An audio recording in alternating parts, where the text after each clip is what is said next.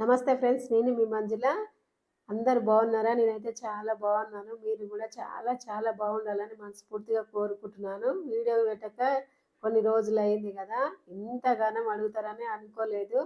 చాలా వరకైతే ఏమైంది మంజులకి ఎందుకు వీడియో పెట్టట్లేదు? ఏమైంది? ఏమైందనే అడుగుతున్నారు. నాకేం కాలేదు. నేను మంచిగానే ఉన్నా. కొంచెం బిజీగా ఉండి టైం లేక వీడియోలు పెట్టట్లేదు. ఎందుకు బిజీగా ఉన్నా ఏందనేది తొందరలోనే చెప్తాను.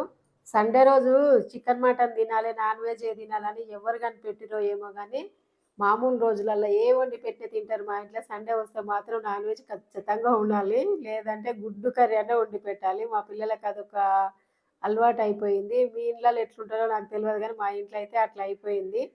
సింపుల్గా ఎగ్ గ్రేవీ కర్రీ చేయడం చూపిస్తాను. ఆయిల్ వేసి జీలకర్ర ఆవాలు వేసి పచ్చిమిర్చి ఉల్లిగడ్డ వేసి ఉల్లిగడ్డ బాగా వేగినాక పసుపు అల్లం వెల్లి పేస్ట్ కూడా వేసి అవి కూడా మంచిగా వేగనివ్వాలి. తర్వాత టమాటాలని మిక్సీ పట్టి పోయాలి. టమాటాలు రెడ్గా ఉండాలి. చికెన్ మటన్ వండని రోజు ఇట్లా గుడ్డు కర్రీ గ్రేవీతో చేసుకున్నామంటే అన్నంలోకి చపాతీలోకి పుల్కాలోకి దేంట్లోకైనా చాలా బాగుంటుంది.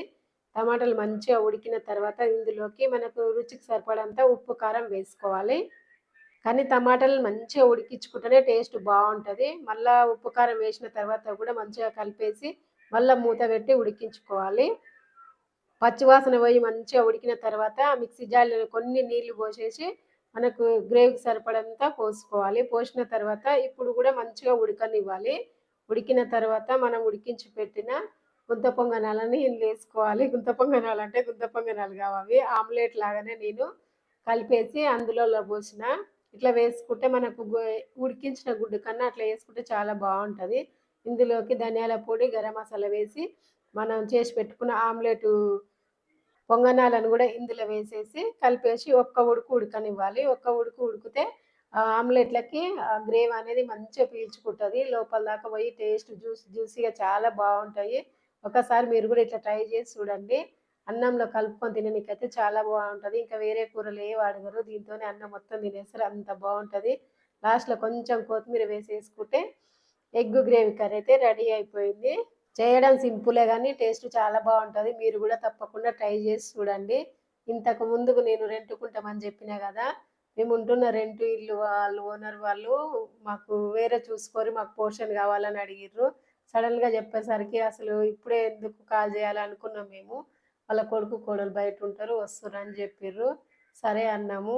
కానీ మనం రెంట్కుంటే వాళ్ళకు నచ్చకపోయినా మనమే కాల్ చేయాలి, మనకు నచ్చకపోయినా మనమే కాల్ చేయాలి. ఇక్కడ మేము నచ్చకపోవడం అట్లాంటివి ఏం లేవు, కానీ వాళ్ళకు కొడుకు కోడలు వస్తురు కావాలనేసరికి మాకు కొంచెం ఇబ్బందిగానే అనిపించింది. మేము ఇప్పుడే ఖాళీ చేస్తామని అనుకోలేదు, ఒకటి అనుకొని పోయినాము. అది కాక ముందుకే పోతున్నామని కొంచెం బాధ అనిపించింది.